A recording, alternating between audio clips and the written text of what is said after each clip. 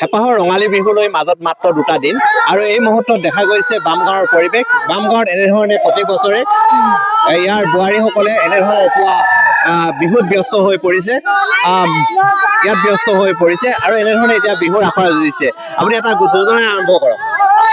হয়, আজি ৰুই যোৱা কাচি ৰোৱা দৰা ঐ গছকত ভাঙি লেয়ালি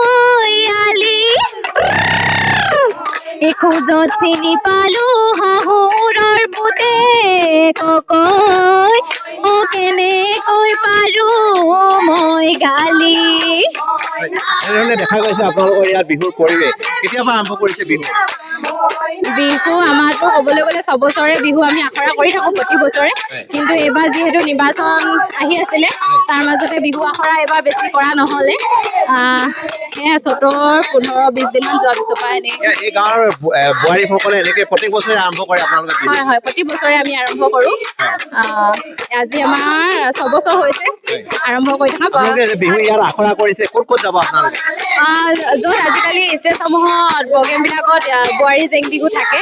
আগতেতো গাভৰু জেং বিহুহে আছিলে, আজিকালি সেই প্ৰায়বিলাক প্ৰগ্ৰেমতে বোৱাৰী প্ৰতিযোগিতা বুলি থকা হয়, সেয়েহে আমি তালৈকে যোৱা হয় য'ত বোৱাৰী বুলি প্ৰতিযোগিতা থাকে।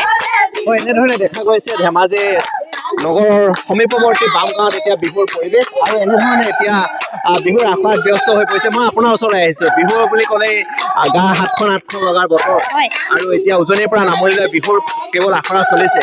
এনেধৰণে আপোনালোকে সাজু হৈছে বিহুলৈ? আমি বিহু বুলি ক'লে আমাৰ নিজৰ কাম বনৰ মাজত সকলোখিনি কৰি বিহুৰ প্ৰস্তুতি চলাই আছোঁ। পিঠা পনাৰ উপৰিও জা জলপানৰ উপৰি নিজৰ ল'ৰা ছোৱালী চম্ভালি ঘৰখন চম্ভালি আমি অলপ টাইম উলিয়াই বিহু খাবলৈ বুলি ওলাই আহিছোঁ। আপোনালোকৰ ইয়াত কিমান গৰাকী একেলগে? আমাৰ 21 জনী আছে এতিয়া। আপোনালোক ক'ত ক'ত যাব, পৰিকল্পনা কেনেকুৱা?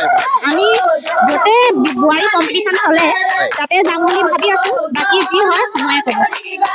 এনেধৰণে দেখা গৈছে যে বামগাঁৱৰ যিসকল বোৱাৰী তেখেতলোকে এনেধৰণে এতিয়া তেওঁলোকে আখৰাত ব্যস্ত হৈ পৰিছে আৰু এনেধৰণে এতিয়া তেওঁলোকে এই অঞ্চলত বিহুৰ আখৰা পাতিছে আৰু এনেধৰণে এতিয়া তেওঁলোকে বিহুৰ বাবে সাজু হৈছে আৰু বিভিন্ন মঞ্চত তেওঁলোকে বিহুৰ বাবে প্ৰস্তুতি চলায়। মই পোনে পোনে বিহুৰ পৰিৱেশৰ মাজলৈ যাব বিচাৰিছোঁ।